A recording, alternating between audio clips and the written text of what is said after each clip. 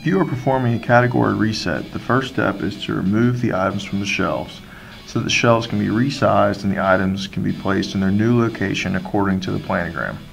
There are many ways to do this, and you will develop a system that's quick and efficient, but it's important to always keep the items and the tags organized. You can clear the shelves one at a time, two at a time, or multiple at a time, as long as each shelf eventually gets cleared and reset. Store the items in shopping carts that you borrowed from the store, but do not leave them sitting on the floor. After the shelves are cleared, you can now clean them using the materials you borrowed earlier. It is important that each shelf is cleaned.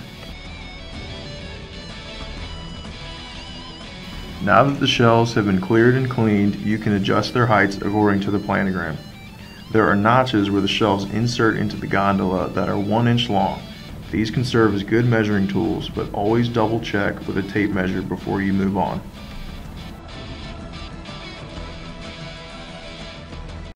When the shelves are ready, you can now place the tags and their corresponding items on the shelves according to the planogram. Look for important information such as the number of facings each item receives.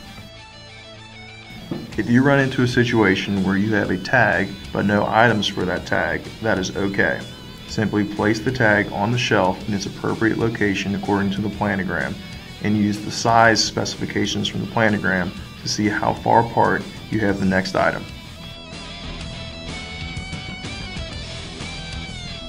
The spaces between the dots you see here on this shelf are 1 inch apart. Use these or a similarly sized item to ensure proper spacing.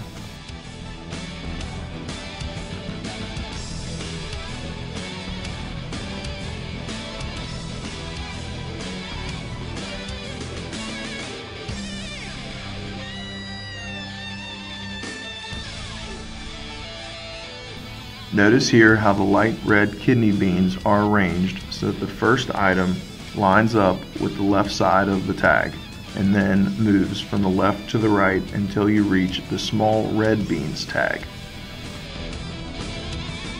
Oftentimes you will find that you need a number of shopping carts to house all the items you remove from the shelves before you reset the items back on according to planogram. If this is the case, be sure to keep all the carts to one side of the aisle so that customers may pass through.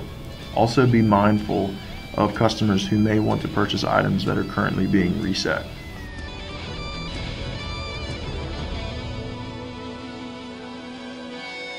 Items that can be found on the shelves but not on the planogram are referred to as NOP, or not on plan. These items need to be placed in a milk crate and taken to the back storeroom at the end of the day. It's important to wait to the end of the day to do this because while these items may not be on your planogram, they may turn up on someone else's planogram and still need to be reset.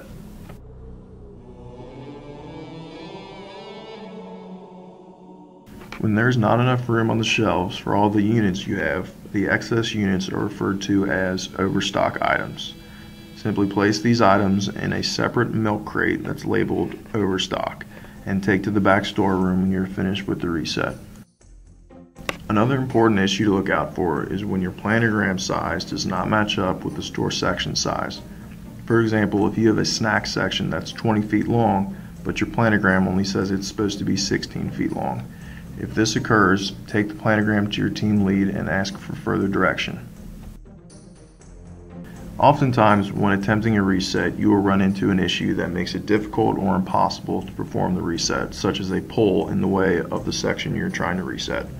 If this occurs, bring the issue to your team lead and the store manager and request a solution.